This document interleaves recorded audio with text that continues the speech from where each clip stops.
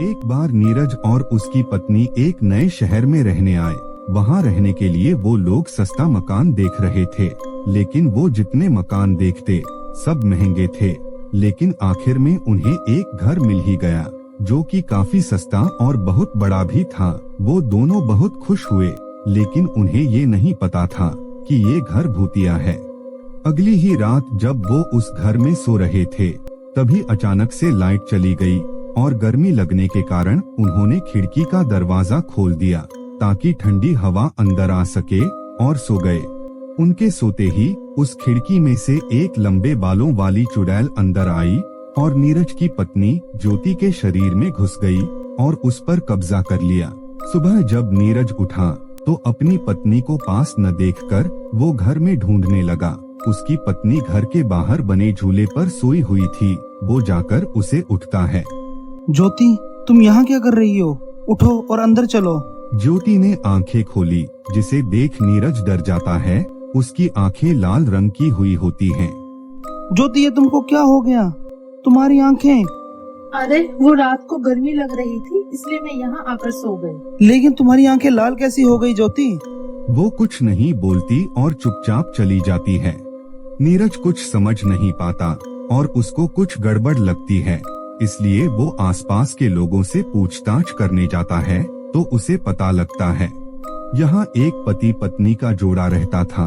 लेकिन कुछ समय बाद वो औरत पागल हो गई और एक दिन उसने झूले वाले पेड़ से फांसी लगाकर आत्महत्या कर ली थी।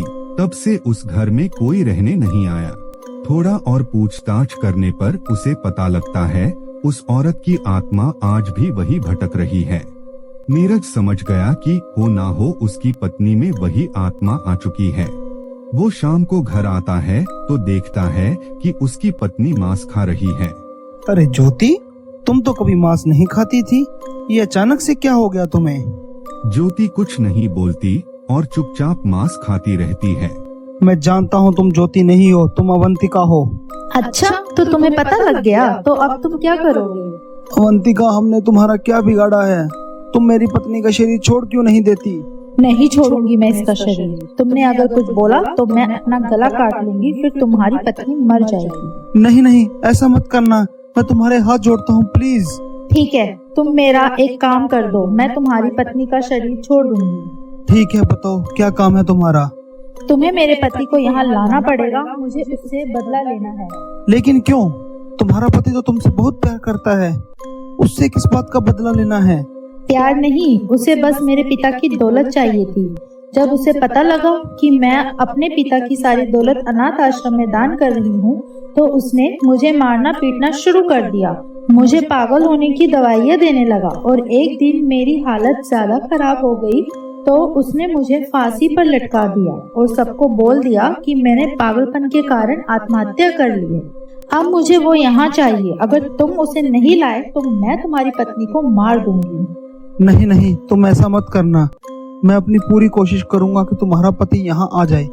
नीरज उस चुड़ैल के पति रमेश के पास जाता है और उसे कहता है, मैं और मेरी पत्नी कुछ दिन पहले ही तुम्हारे घर में शिफ्ट हुए हैं और वहाँ मुझे एक बहुत ही पुरानी तिजोरी मिली।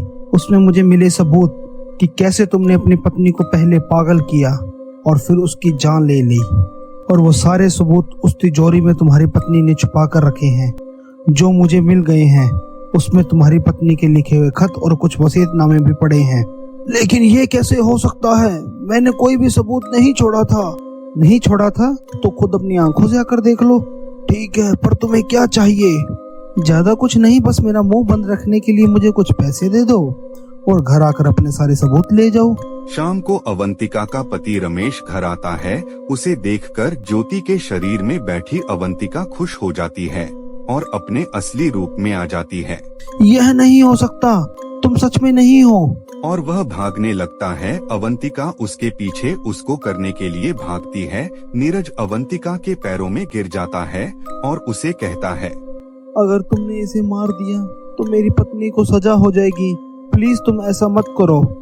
ठीक है, तुम कहते हो तो तुम्हारी पत्नी को छोड़ देती हूँ।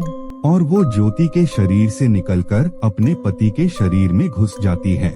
अब यह शरीर हमेशा के लिए मेरे कब्जे में रहेगा। इसने मुझे मारा था, अब मैं हर रोज इसे तड़पा तड़पा कर मारूंगी। ये कहकर वो वहाँ से चली जाती है। ज्योति को होश आता है तो वह पूछती है, क्या हुआ था मुझे, और वो डायन कहाँ चली गई? वो डायन हमेशा के लिए चली गई है और अब फिर से लौटकर वापस नहीं आएगी। अब हम यहाँ शांति से रह सकते हैं।